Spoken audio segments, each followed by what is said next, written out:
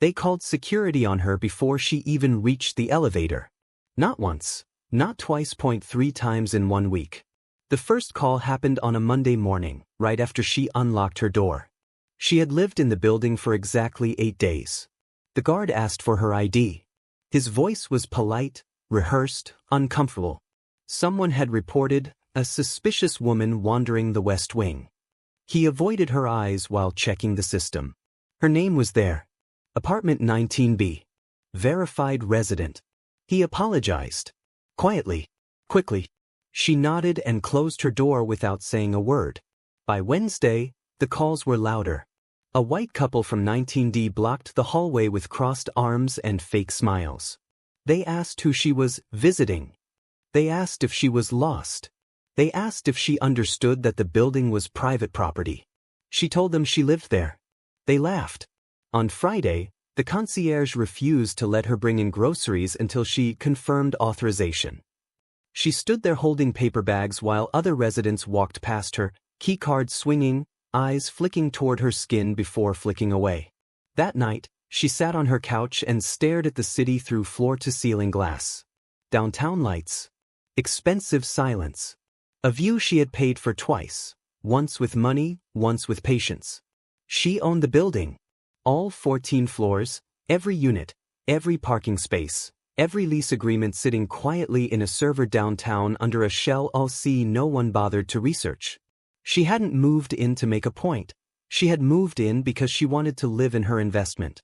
Because she wanted to know what it felt like. Because after years of being underestimated in boardrooms and dismissed in meetings, she wanted to wake up inside something she controlled completely. She didn't tell the management company she was the owner. She didn't correct the residents. She didn't flash wealth or credentials. She watched. She documented. And the building showed her exactly what it thought of her. By the second week, the looks turned sharper. A woman in the gym stopped mid-sentence when she walked in. A man held the elevator door open for everyone except her. Someone left a note on her door that read, "This isn't affordable housing." She peeled it off slowly, folded it, and placed it in a drawer with the others. Then came him. Ethan lived on the 12th floor. Early 40s. Clean, soft voice. The kind of man people trusted without questioning why. He offered her coffee in the lobby after another resident accused her of stealing a package. He said he was sorry she was having trouble adjusting. He said the building had a certain culture. He said people were just protective of their space. She smiled and thanked him. They talked more after that. Elevator conversations. Lobby exchanges. Long talks that felt safe. He listened when she spoke. He never asked how she could afford the rent. He told her about his divorce. His job in commercial leasing. His frustration with the new management company that had raised rents without warning. She listened. She already knew his lease terms by heart. 2 weeks later, security showed up at her door again. This time, the complaint said she had been seen entering units that weren't hers. She hadn't. But the accusation hung in the air, heavy and familiar. She let them search her apartment. They found nothing. They left embarrassed. Downstairs, residents watched from behind glass and smiles. That night, her phone buzzed with a notification from the management dashboard. Occupancy review scheduled. Financial restructuring pending. She leaned back against her kitchen counter, eyes steady. They had no idea what was coming.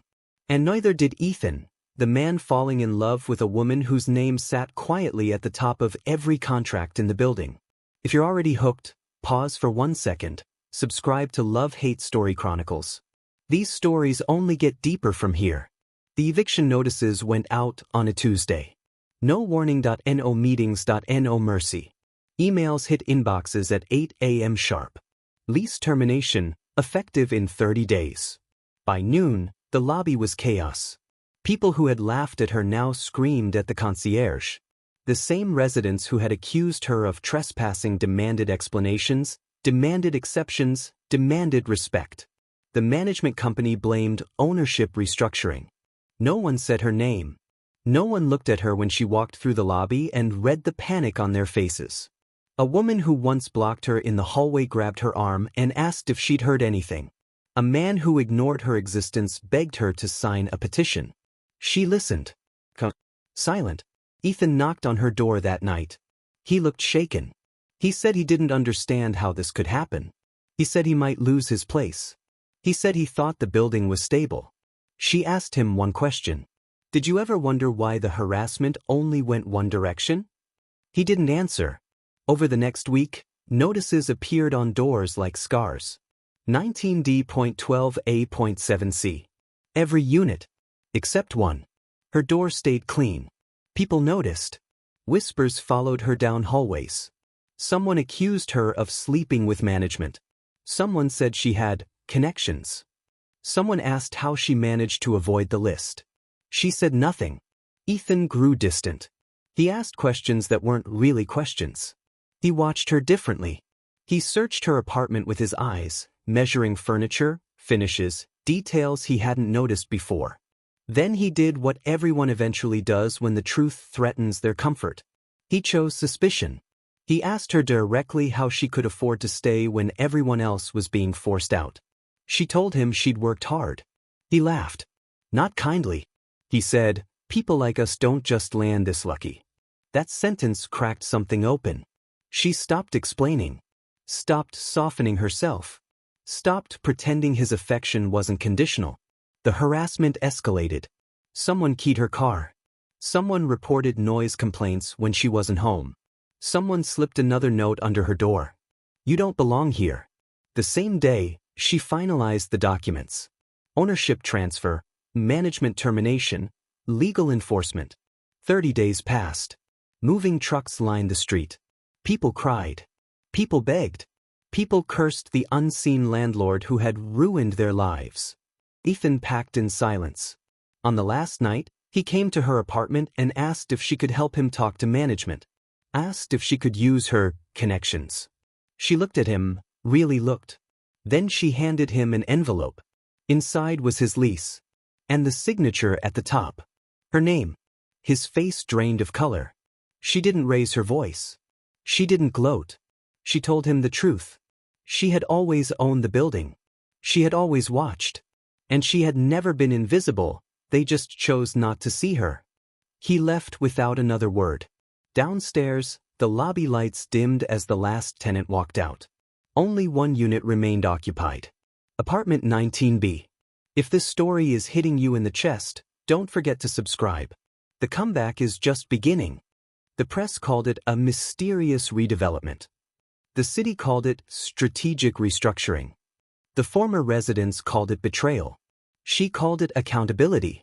New management took over within days. Background checks replaced assumptions. Policies replaced favoritism. Bias complaints were logged, reviewed, acted on. The building reopened 3 months later. New tenants. New standards. New silence. She stayed. Not hidden. Not quiet. Her name appeared on the directory. On the website, on the deed, on every legal document no one had bothered to read before. People treated her differently now. Too differently. Smiles became nervous. Compliments became excessive. Respect arrived late and shaky. She didn't need it. She had already learned the truth. Power doesn't protect you from racism, but it does expose it. Ethan emailed once. An apology wrapped in regret and excuses. She never replied. She didn't need closure. She had ownership. She stood on her balcony one night, city breathing below her, and smiled, not because she had won, but because she had survived being doubted without becoming bitter. The building didn't change her. It revealed itself. And she made sure it would never forget her name. Subscribe to Love-Hate Story Chronicles, where injustice meets consequence, and every underestimation gets answered.